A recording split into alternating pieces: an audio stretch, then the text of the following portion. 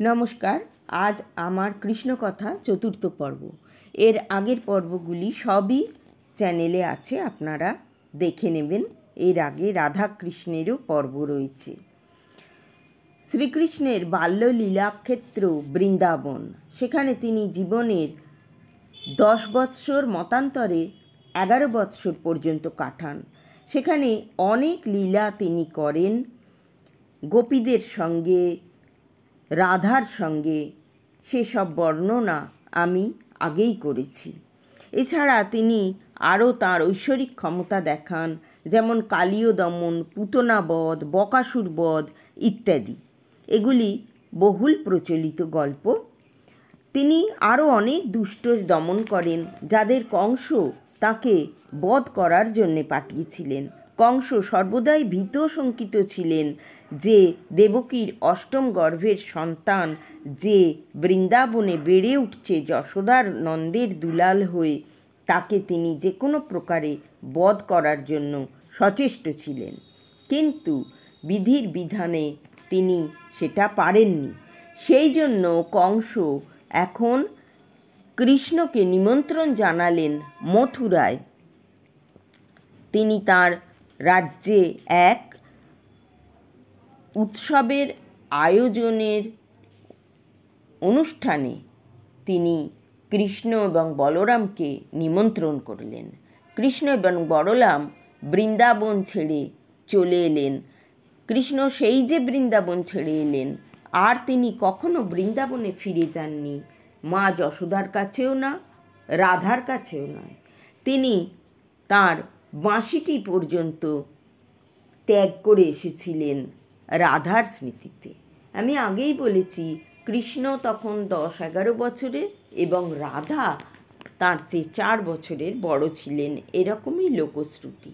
তাই তাদের যে প্রেম ভালোবাসা, সেটি শাশ্বত, চিরন্তন।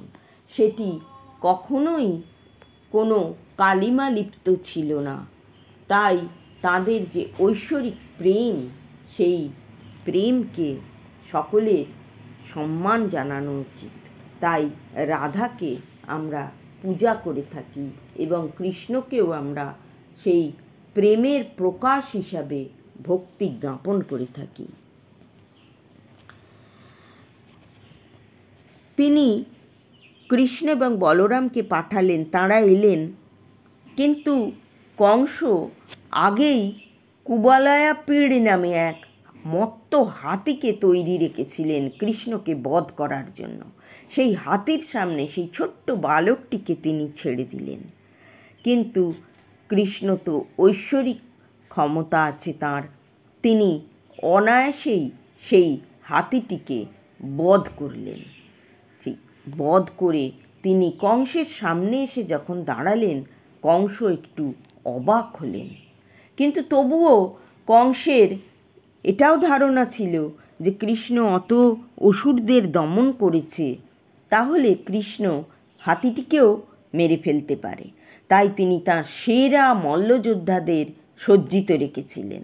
তিনি 2 মল্লযোদ্ধার সঙ্গে কৃষ্ণকে যুদ্ধ করতে দিলেন। কৃষ্ণ অতটুকু এক বালক, তিনি চানুর ও মুষ্টিক নামে 2 মল্লযোদ্ধার সঙ্গে তাদের যুদ্ধ করতে দিলেন। কৃষ্ণ মল্লযোদ্ধাকে বধ করলেন। এইবার কংসর মনে ভয় উপস্থিত হলো যে আজই তাঁর হয়তো শেষ দিন। তিনি তখন তাঁর সৈন্যদের আদেশ দিলেন 2 বালককে হত্যা করার জন্য। যে অক্রূর আমন্ত্রণ জানিয়ে নিয়ে এসেছিলেন কৃষ্ণদের, তিনি সম্পর্কে কৃষ্ণের কাকা হন। তিনি কিন্তু বারণ করলেন কংসকে যে তোমার পাপ তো সম্পূর্ণ হচ্ছে, তুমি এমন কাজ করো না। কিন্তু কংস কারোর কথাই শুনলেন না। কৃষ্ণ আর ধৈর্য রাখতে পারলেন না। তিনি সিংহাসন থেকে কংসকে নামিয়ে তাকে বধ করলেন। কংস সম্পর্কে মামা দেবকীর তিনি অগ্রজ। সেই দিনই কংসবধ সম্পূর্ণ হল। এরপর কৃষ্ণ কারাগারে গেলেন পিতা বসুদেব ও মাতা দেবকীর কাছে।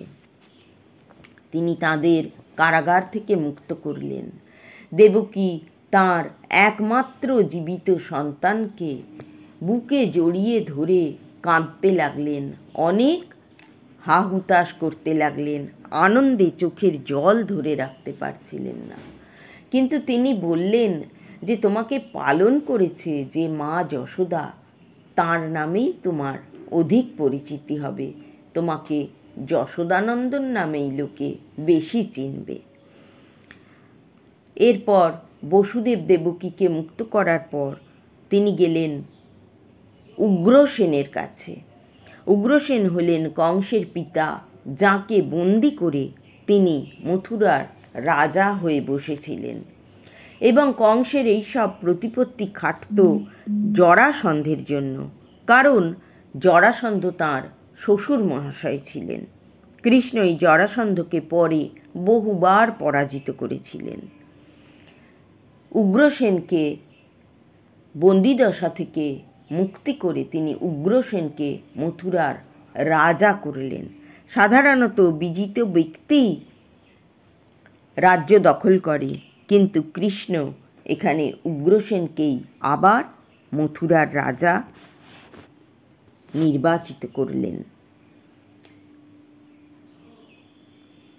এরপর তিনি এদেশ থেকে চলে যান। তিনি অস্ত্রশিক্ষা গ্রহণ করার জন্য সন্দীপনী ঋষির কাছে যান। তিনি সমগ্র বেদও অধ্যয়ন করেছিলেন। তিনি বেদ পারঙ্গম হয়েছিলেন। ঘোর ঋষির কাছে 10 বছর বেদ পড়েছিলেন। মহাভারতে উল্লেখ আছে, কৃষ্ণ যুধিষ্ঠিরকে বলেছেন, কংস যখন অত্যন্ত অত্যাচারী হয়ে উঠেছিলেন তখন আমি তাকে বধ করলাম। এই উক্তিতে বোঝা যায় যে তিনি মথুরাতেই বাস করতেন, হয়তো কংসেরই কাছে, কংসেরই অন্নে প্রতিপালিত হয়ে, যেরকম বোঝা যাচ্ছে মহাভারত থেকে। তিনি যে বৃন্দাবন থেকে এসেছেন এরকম কথা কোথাও লেখা নেই। মহাভারতে কিন্তু রাধার কথারও উল্লেখ পাওয়া যায় না। তিনি দুষ্টের দমন করার জন্য ধরিত্রীতে এসেছেন একথা তিনি বারবার বলেছেন।